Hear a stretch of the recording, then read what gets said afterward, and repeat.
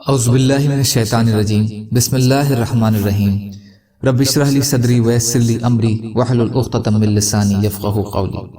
ریاض الصالحین دوسرا حصہ، سونے کے وقت پڑھنے کی دعاؤں کا بیان۔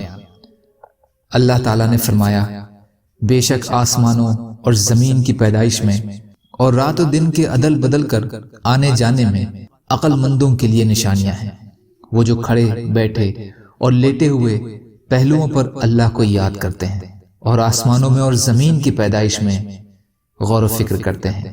سورہ آل عمران 190-191۔ احادیث نبی صلی اللہ علیہ وسلم۔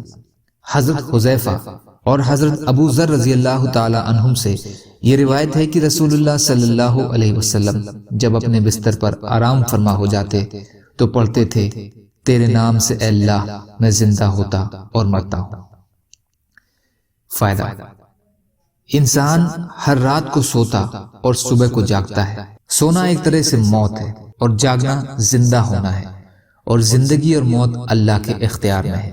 اس دعا میں اسی کا بیان کیا گیا ہے، اور ہر رات کو انسان جب اس کا مشق کرتا ہے تو اس کے ذہن میں یہ بات ہر وقت تازہ رہتی ہے کہ یہ زندگی اللہ ہی کی ہے اور اسی کی مرضی سے میں جی رہا ہوں۔ وہ جب چاہے گا میری زندگی کا چراغ گل ہو جائے گا، اس لیے مجھے زندگی کے یہ دن اللہ کی رضا کے مطابق گزارنے چاہیے اور اس کی نافرمانی میں بسر نہیں کرنے چاہیے۔ حضرت علی رضی اللہ تعالی عنہ سے روایت ہے کہ رسول اللہ صلی اللہ علیہ وسلم نے ان سے اور فاطمہ رضی اللہ تعالی عنہا سے فرمایا، جب تم اپنے بستروں پر لیٹ جاؤ تو 33 بار اللہ اکبر، 33 بار سبحان اللہ، 33 بار الحمدللہ کہو، اور ایک روایت میں سبحان اللہ 34 بار اور ایک روایت میں اللہ اکبر 34 بار ہے۔ بخاری اور مسلم۔ فائدہ، روایات میں اختلاف سے یہ بات معلوم ہوتی ہے کہ ان کلمات کی تعداد 100 پوری کرنی ہے۔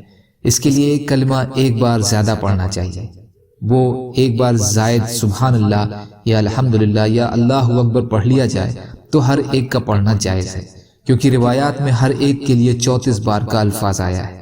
جیسے 2 روایت کا ذکر تو امام صاحب نے فرمایا ہے، اور تحمید 4 اور ثلاثین کے الفاظ نسائی میں آتے ہیں۔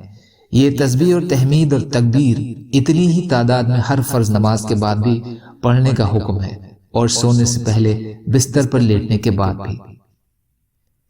یا اللہ ہم سب کو کہنے سننے سے زیادہ عمل کی توفیق عطا فرمائیے۔ یا اللہ مظلوموں کی مدد فرمائیے۔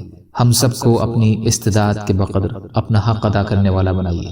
سچی توبہ کی توفیق عطا فرما دیجیے۔ یا اللہ آپ قادر مطلق ہیں، ہر شے پر قادر ہیں، آپ کے لیے ہر چیز آسان ہے، ہمارے لیے بھی آسانیاں پیدا فرما دیجیے۔ سبحانک اللہم و بحمدک، اشہد ان لا الہ الا انت، استغفرک و اتوب الیک۔ سبحان ربک رب العزت عما یصفون وسلام علی المرسلین والحمد للہ رب العالمین برحمتک یا ارحم الراحمین۔ لا الہ الا اللہ محمد رسول اللہ۔ والسلام علیکم۔